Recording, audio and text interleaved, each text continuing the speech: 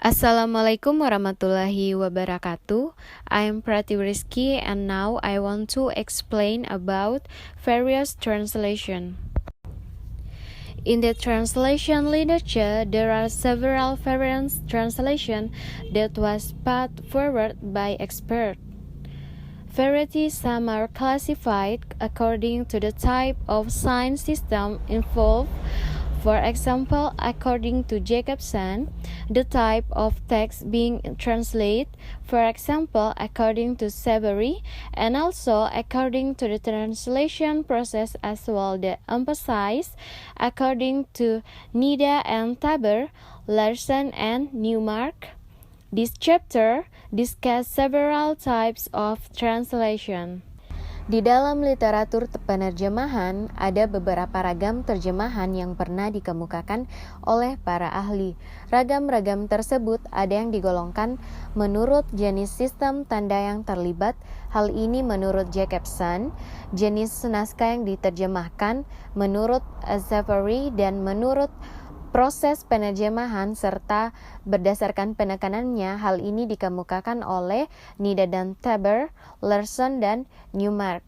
Nah, dalam bab ini yang kita akan bahas yaitu ragam terjemahan. A. Interlanguage, and intersemiotic translation. Roman Jacobson, 1999, 234, distinguish translation into three types, namely intralanguage translation, interlanguage translation, and translation intersemiotic. Roman Jacobson membedakan terjemahan menjadi tiga jenis, yaitu terjemahan intrabahasa, yang kedua terjemahan antarbahasa, dan yang ketiga adalah terjemahan intersemiotik. The first, intralanguage translation. Intralanguage translation is a modification the text becomes another text based on the interpreter's interpretation. And second, this text is written in the same language. So if we write it down, Khairil Anwar's poem returns to the form of prose in language Indonesia too. So we do intrabahasa translation. Terjemahan intrabahasa adalah pengubahan suatu teks menjadi teks lain berdasarkan interpretasi penerjemahan. Dan kedua teks ini ditulis di dalam bahasa yang sama. Jadi bila kita menuliskan kembali seperti misalnya puisi Khairil Anwar yang berjudul Aku ke dalam bentuk prosa di dalam bahasa Indonesia juga, maka kita melakukan suatu penerjemahan secara intrabahasa. The second is interlanguage translation. Interlanguage translation are translation in which they have the real meaning. Terjemahan antarbahasa adalah terjemahan dalam yang memiliki arti yang sesungguhnya. The third, translate intersemiotic. Translate intersemiotic involves the interpretation of a text into a form of another sign system. Terjemahan jenis ini mencakup penafsiran sebuah teks ke dalam bentuk atau sistem tanda yang lain.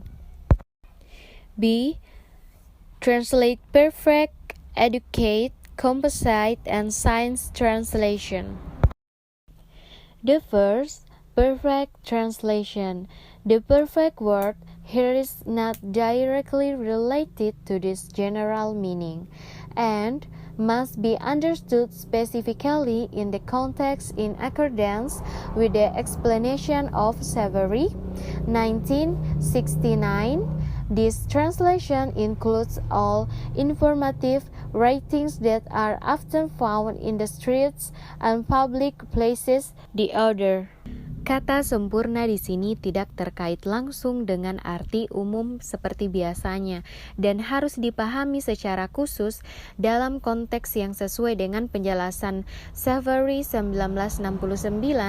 Terjemahan ini mencakup semua tulisan informatif yang sering ditemui di jalan-jalan dan tempat-tempat umum lainnya.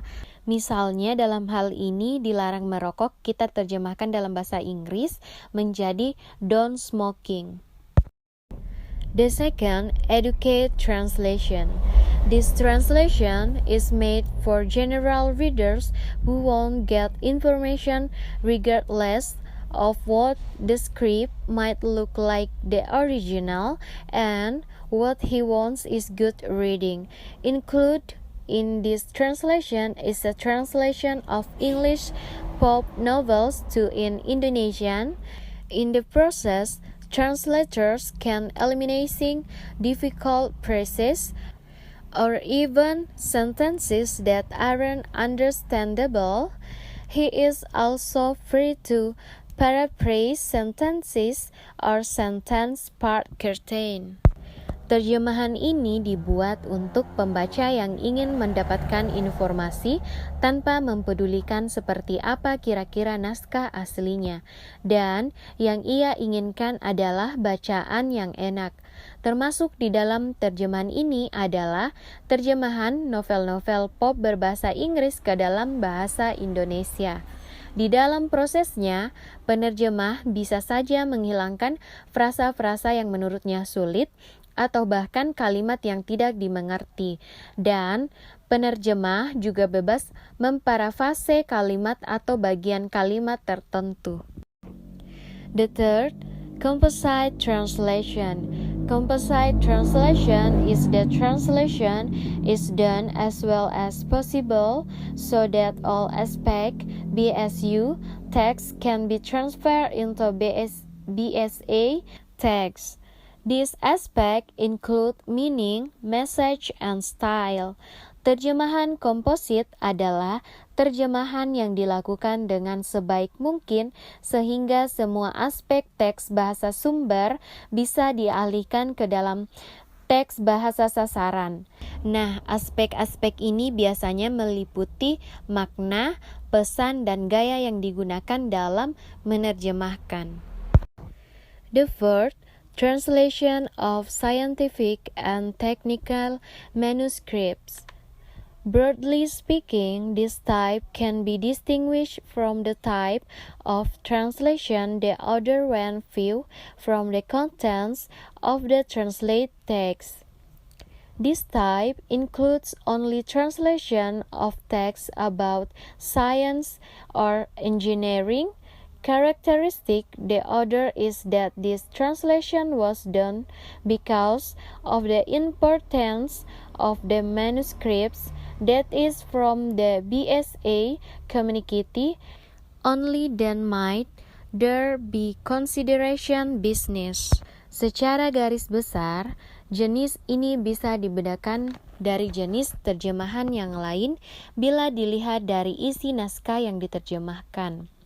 Jenis ini mencakup hanya terjemahan naskah tentang ilmu pengetahuan atau teknik. Ciri lainnya adalah terjemahan ini dilakukan karena faktor pentingnya naskah itu untuk masyarakat, dalam hal ini bahasa sasaran yang digunakan, baru kemudian mungkin ada pertimbangan bisnis yang dilakukan. Thanks. Assalamualaikum warahmatullahi wabarakatuh.